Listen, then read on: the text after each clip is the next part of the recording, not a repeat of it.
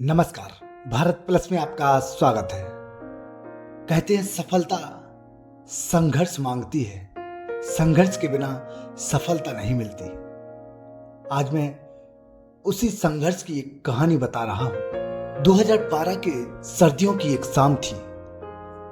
18 साल के रितेश अग्रवाल दिल्ली की मस्जिद मोड़ मार्केट में बैठे थे। पास में सिर्फ 30 रुपए थे।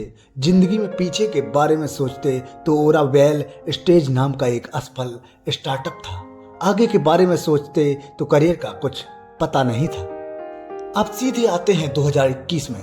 वहीं रितेश अग्रवाल आज दुनिया के दूसरे सबसे युवा सेल्फ मेड विलेनियर बन गए हैं।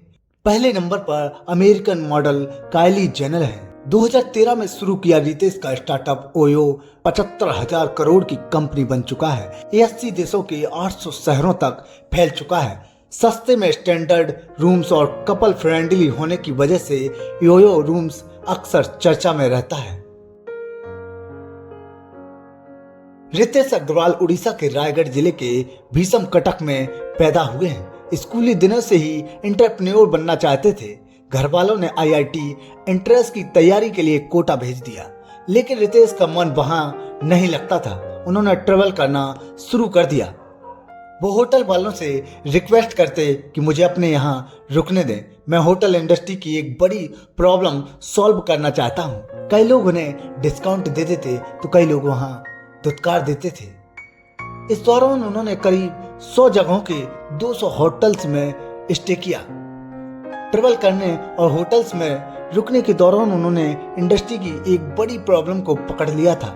उनके दिमाग में एक आइडिया आया और उन्होंने 2012 में ओरावेल स्टेज नाम का स्टार्टअप शुरू कर दिया। इसमें वो सस्ते होटल वालों से जाकर मिलते थे, उनके कमरे का लुक एंड फील ठीक करते थे। उसके बाद उसके लिए कस्टमर खोजते थे। काम चला नहीं और उन्हें नुकसान उठाना पड़ा। उसी दौरान महज 30 रुपए लेकर वो दिल्ली की मोट मार्केट में बैठे भविष्य के बारे में सोच रहे थे। 2013 में रितेश थेल फेलोशिप के लिए चुने गए। ये 2 साल का प्रोग्राम था जिसमें फेलो को $1,00,000 यानी करीब 75 लाख रुपए मिलने थे।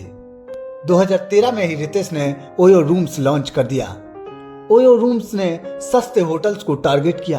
ये होटल वालों के पास जाते थे और उन्हें अपने साथ जोड़ते थे। इसके बाद वो होटल की branding, marketing, technology support, customer management और उसके लुक एंड फील पर काम करते थे।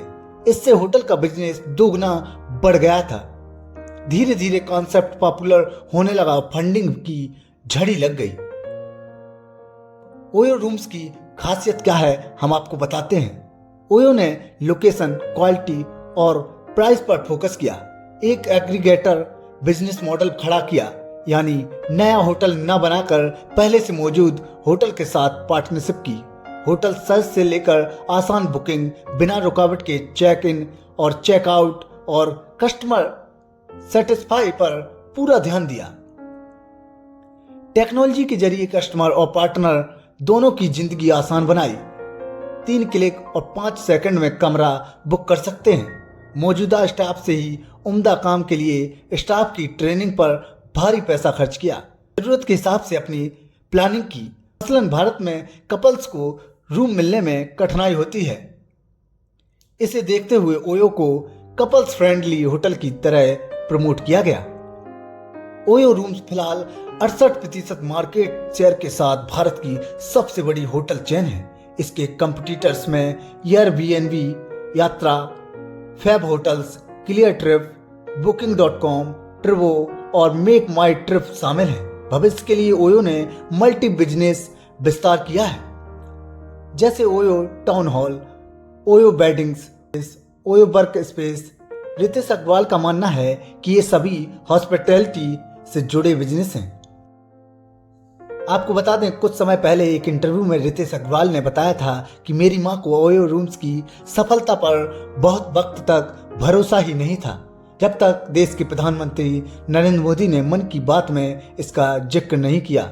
उन्हें यही लगता था कि मुझे अपनी पढ़ाई पूरी करके कोई अच्छी सी नौकरी कर लेनी चाहिए। लेकिन जब उन्हें पता चला तो वह खुश हुई और उन्होंने आशीर्वाद दिया। ये कहानी है ओयो की सफलता के फाउंडर रितेश अग्रवाल की, जो आज दुनिया में किसी परिचय की मोहताज नहीं है। ऐसी ही तमाम जानकारी पाने के लिए आज ही आप हमारे चैनल भारत प्लस को सब्सक्राइब करें।